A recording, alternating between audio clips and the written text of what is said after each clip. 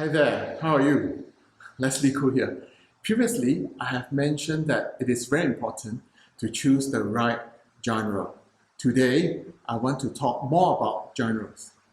I want to talk about a specific one, sci-fi, a genre that I love.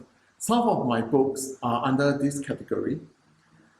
For myself, I like to read stories and watch movies under this category too. So then, what is sci-fi? My own definition, to me, a sci-fi story is a story that has to involve technology. It has to, else it wouldn't be sci-fi. Most of the time, cutting-edge technology. Technology that has not been known to mankind. We still don't know about it, other than its creators. And maybe, or definitely the people, right, who pay for the R&D. It also includes the technology that comes from another planet. Alien technology, way more advanced than the technology that we have or we invented. And of course, the alien race is another major element in a sci-fi story. That is my broad definition of sci-fi. So in my sci-fi stories, I will include cutting-edge technologies or aliens. I will include both elements if there is a need to do so. But most of the time, I will include both. That's my preference. In fact, I did it for my books, my own books. I reckon including both elements makes the stories more interesting. My books, Parallel and Chameleon, are under this category, sci-fi. If you want to know what books that I have written, I have put a link below. They are all available on Amazon. You're welcome to check them out, to have a look. Why do I like sci-fi stories and write sci-fi stories? First of all, sci-fi stories give my imagination a huge space to wander. I like that. I don't like to have constraints when I am trying to build a story, create a story. Having constraints restrict creativity.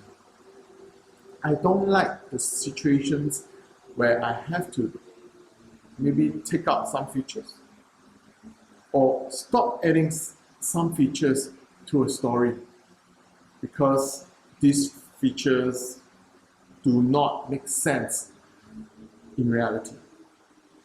I like stories with worlds or the environments in the background that are different.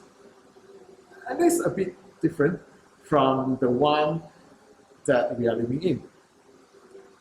I like to let my readers know what they can expect when there is a world like the one that I created.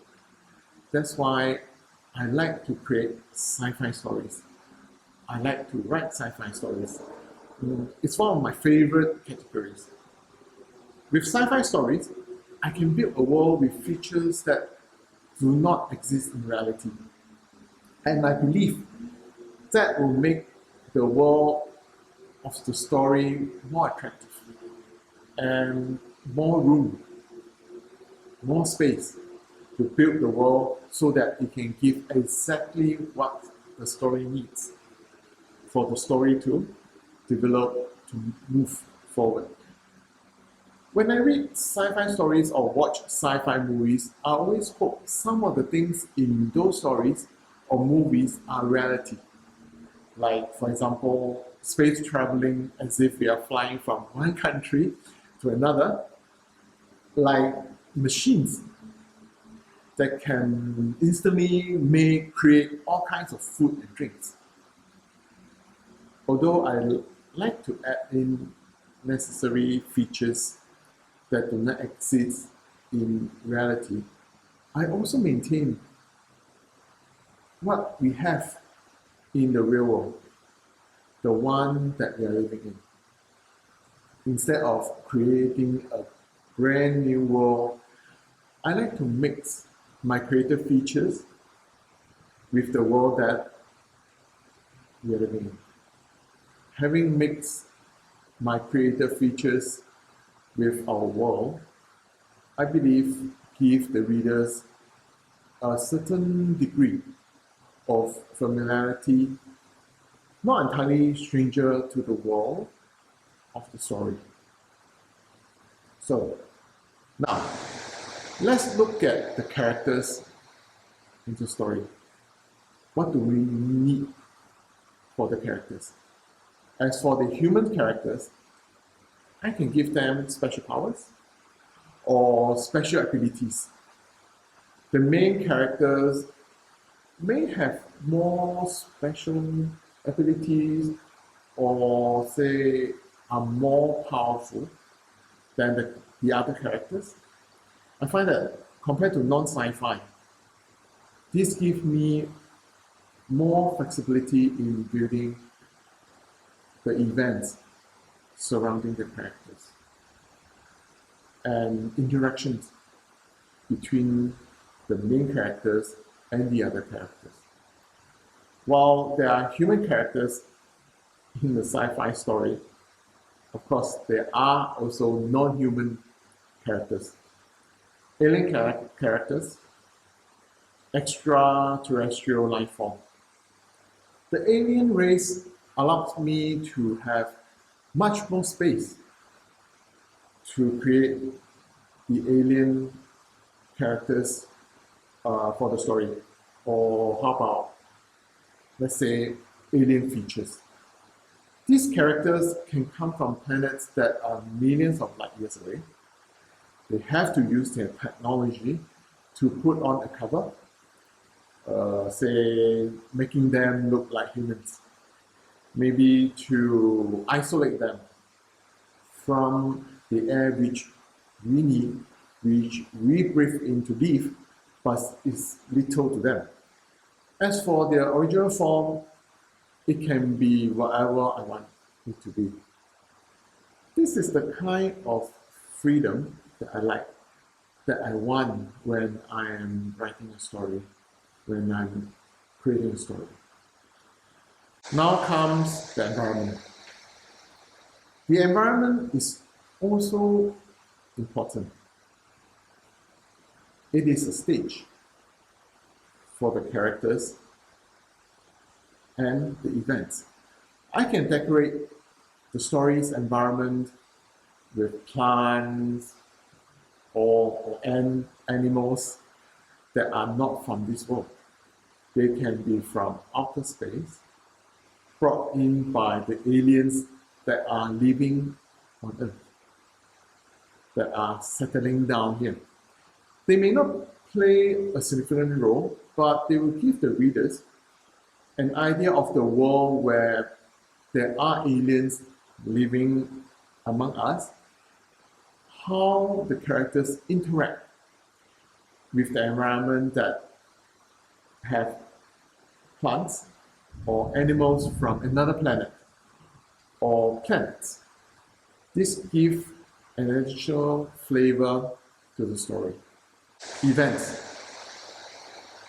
An event is something, how should I say, that plays a crucial role in the flow of the story. Most of the time, the main characters are involved. In some other times, the other characters are involved. An event, say, for example, can be a fight, a meeting, an explosion, jogging in the park, or doing exercise in the gym. It can be anything.